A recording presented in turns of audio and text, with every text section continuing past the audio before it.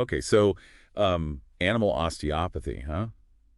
You've been digging into this, and we've got these resources from RoleCatcher.com. Looks like they've got a lot to say about this whole career path, what it takes, good and bad, all that. It's really interesting stuff. They really get into how it's like this mix of really knowing animal anatomy, but then also the actual hands-on therapy. It's like, I don't know, detective work, but also healing all in one. I like that. But okay, before we go too far, maybe back up a sec. I'll be honest. When I first heard animal osteopath, I'm picturing someone like adjusting a Great Dane's back? What's the real story? Well, you're not totally wrong about the adjustment part, but it's not just like cracking bones. They make it clear on RoleCatcher it's more about manual therapy. So that could be massage, stretching, working with their joints, all that to get the animals moving better and dealing with pain. But, and this is key, it's always after a vet's diagnosed the problem. So it's like they work together, vet figures out what's wrong, then the osteopath uses these hands-on techniques to actually help the animal heal and feel better. Exactly. Total team effort. And it's becoming more common because it's such a holistic approach, not just treating symptoms, but like figuring out the whole musculoskeletal system and how to get the animal back to functioning the way they should. Okay, that makes sense. Now, they talk about the pros and cons, which is always where my mind goes next, so good stuff. Flexible hours, getting to help animals, which is obviously huge, and they can make a good living. Pretty sweet perks. For sure. And don't forget the feeling of actually helping. Helping a pet get over an injury, seeing how happy the owner is, that's got to be super rewarding. Yeah, for sure. But let's be real, it's not all like belly rubs and playing with puppies. They do say it's physically demanding long hours, and not every animal is going to be thrilled about being touched and examined, even if it's good for them. Yeah, it's not for everyone, that's for sure. Takes a lot of patience, being able to handle stress, and a real passion for helping animals, even when it's hard. You're dealing with animals in pain, owners who are worried, tricky situations sometimes. It takes compassion just as much as technical skill. That's a really good point. And Hmm. speaking of technical skill, RoleCatcher gets into what it actually takes to become an animal osteopath. It's not just about loving animals, right? Yeah. Got to have some serious knowledge. Absolutely. They talk a lot about having a strong background in science, like a degrees in veterinary medicine, animal science, biology, zoology, even physiology and anatomy. Basically, you got to really understand how their bodies work, like from bones and muscles all the way down to the cellular level. Whoa, so you're not just learning to, like, identify a breed or give a cat a pill? This is deep into the mechanics of how their bodies actually move and function. Exactly. And they're big on going beyond just the textbook, too. Oh, okay, so what does that look like? What kind of extra credit are we talking? Well, certifications are a big one. The Animal Osteopathy certification, obviously. But also, they mention the Veterinary Medical Manipulation certification and the Animal Rehabilitation certification. Those really show you're serious, you've gone the extra mile to learn specific skills. So it's like you're leveling up your expertise, proving you're not just learning the basics, but you're mastering these specialized techniques and approaches. Exactly. But while certifications matter, RoleCatcher's clear. Practical experience is key. They suggest internships, apprenticeships, volunteering at shelters, even just shadowing osteopaths who've been doing it a while. It's true. Like they say, experience is the best teacher. But this isn't just, oh, learn from your mistakes. This is about developing like a feel for it, right? Knowing how the animal's body reacts to what you're doing. Yeah, totally. You can read every book out there, but nothing beats that hands-on experience, working with them, getting to know how their muscles and joints feel. So say you've got the education, the certifications, the experience. What actually makes a great animal osteopath? Not just good, but like exceptional. RoleCatcher had some cool thoughts on that. They mentioned the obvious stuff, obviously, knowing your animal anatomy, mastering the techniques, but then they get into these soft skills, which are just as important, they say, and get this, the most surprising one, reading comprehension. Wait, hold on. Reading comprehension, like being able to read, Hmm? isn't that kind of a given by this point? Right. But think about it. Animal osteopathy, it's always changing. New research, new ways of doing things, always learning more about how their bodies work. So to stay on top, osteopaths got to be reading all the time, scientific journals, case studies, all that, and actually understanding it. So it's not just reading, it's like Yeah. critical thinking, right? Mm. Taking that info and knowing how it applies to real cases. Exactly. And that goes with another one, active learning. The best in the field, they don't just wait for information, they go looking for it.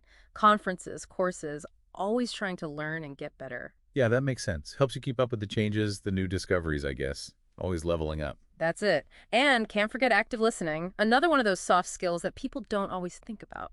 What's that look like in this case? More than just, like, not checking your phone while the client's talking. Way more. It's about really hearing what they're saying, and not just the words, but how they're saying it, their body language too. So listening to owners describe what's going on, picking up on those little cues, understanding what the vet's saying, and then being able to talk to both of them in a way that makes sense. Like a detective, but for animals. Putting the pieces together from the animal, the owner, the vet. Totally. And of course, no good detective without those critical thinking skills. RoleCatcher's big on that. Animal Osteopath's got to be sharp, analytical. So problem solving, coming up with new approaches, maybe even challenging how things are usually done, all to find what's best for the animal. Exactly. Each animal's different. Every case has its own challenges. A great osteopath can look at everything, all the information, and figure out a plan that's just right for that animal. This is really painting a clear picture of what it takes to be successful here. But let's get practical for a sec. Someone's hearing all this, they're into it, ready to go. What's the actual path look like? Does RoleCatcher give a roadmap? They do. They lay out these career stages, which is super helpful if you're thinking about this. Entry level, junior animal osteopath, and then senior. Each one has different responsibilities, like leveling up in a video game.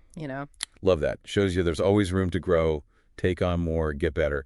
So break it down for us, level by level. What's it like starting out as entry level? It's like an apprenticeship. RoleCatcher says you're assisting the more experienced osteopaths, getting your hands dirty, learning by doing, helping with assessments, treatments, keeping good records, all the stuff that keeps things running smoothly. So lots of on-the-job learning, getting that practical experience, figuring out how things work day to day. Exactly. And just as important, you're building relationships with the clients, the other professionals. Remember, communication's key. Right. Making sure everyone's on the same page about Fluffy or Fido's care. Yeah. So you've put in the work, gotten better, maybe even some calluses from all that massage. You've leveled up to junior animal osteopath. What's different now? More freedom. RoleCatcher says you're doing more treatments on your own, though still working within those vet diagnoses, coming up with your own plans, using more techniques, really starting to hit your stride. So more responsibility, making decisions, trusting your gut and your skills to guide the treatments. Yep. And this is where that communication really matters. Now you're not just talking to other pros, you're explaining things to clients, giving them advice about aftercare, how to prevent problems. You become a trusted advisor. Like you've graduated from assistant to the expert people turn to for their animals' well-being. I like that. And then we climb to the top of the mountain. Senior animal osteopath. Now it's bigger than just treating animals. Oh, okay. What's the view like from up there? What makes a senior stand out? RoleCatcher, they describe it as leadership. Maybe leading a whole team of osteopaths, mentoring the junior ones, setting standards for the whole practice, really shaping how it's done. That's a big deal. You're not just affecting the animals, but the whole profession. It is. And you become the one everyone turns to for those really tough cases, like pushing the limits of what's possible. That's got to be challenging, but so rewarding at the same time. You're at the cutting edge, always learning, always growing. And that's a key thing no matter where you're at. RoleCatcher's big on continuous learning, professional development, all that. Makes sense. Animal care, it never stops changing. New research, new techniques. Got to stay current to give the best care. Totally. Conferences, certifications, reading the latest research. A good animal osteopath is never done learning. Sounds like a career that'll keep you busy, both physically and mentally, but also incredibly fulfilling. They mentioned some related careers too. What if someone's interested in this world, but animal osteopath isn't quite it? What else is out there? Great point. Always good to see what else is out there. RoleCatcher lists some interesting ones. If you like the hands-on aspect, there's animal massage therapy. So less about diagnosing and treating, more about just like relaxation and well-being. Yeah. You still need to know the anatomy and all, but the focus is on therapeutic massage, helping with muscle tension, circulation, just helping them relax. Sounds pretty great, actually. What else? They also have animal therapist, which is a little broader. Okay, so what does an animal therapist do? Could be a bunch of things. Massage, acupressure, even stuff like aromatherapy, energy work. They often work with animals that have behavioral problems, helping them with fears, anxieties, that kind of thing. So it's about their whole well-being, physical and emotional, that holistic approach, just like osteopathy. Exactly. And then the one everyone knows, veterinary technician. Ah, the vet techs. Yeah. Love those guys. They're like the superheroes of the vet world. Always there to help, literally. They really are, and they do a little of everything. Helping the vets during exams, taking blood, giving meds, caring for the animals that are staying overnight. Basically keeping the whole place running, the glue that holds it all together. Totally. And it's a good option if you want to work hands-on with animals, be a big part of their care, but maybe you don't want to do all the schooling to be a vet or an osteopath. This is so interesting. We've barely scratched the surface of this whole animal care world. Yeah. Amazing how many ways there are to help animals. It really is. That's what I love about these deep dives. We get to explore these career paths and see what it really takes to succeed, even in fields we might not have thought about before. Speaking of which, RoleCatcher mentioned something about AI in one of their articles. Something about how AI is being used more and more when it comes to hiring. Yes, that's really interesting. It's worth thinking about how AI could change things in animal osteopathy and other areas of veterinary medicine. AI and animal care. Yeah, That sounds kind of wild. I could see how it could help with like going through resumes, matching up skills with jobs, that kind of thing. But with something so hands-on like osteopathy, how would that even work? well, imagine like AI tools that can analyze how an animal walks, their posture, their movements, but like super precisely, picking up on those really subtle things that tell you something's off in their musculoskeletal system, things we might miss. Or AI that can look at tons of data, the animal's breed, age, medical history, all of it, and help figure out the absolute best treatment plan for that specific animal. Whoa. So it's like having like a super smart assistant, one that can process all that info and see patterns we never could.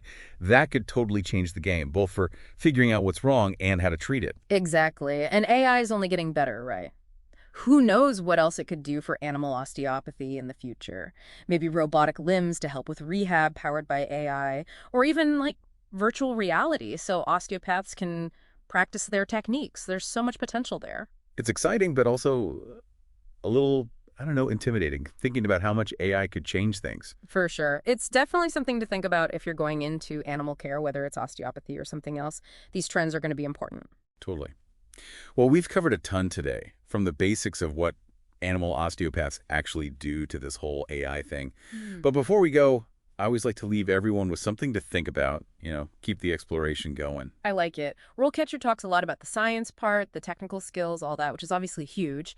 But what about intuition? How much does that matter in this field? And can you even learn that almost sixth sense about animals? Ooh, good one. It's like that feeling you get when you just know something's not right with your pet. Even if you can't explain why, you just sense it. Exactly. We've talked a lot about the concrete stuff, what you need to know, the skills, but I have a feeling that intuition, that gut feeling, might be just as important for being truly great at this.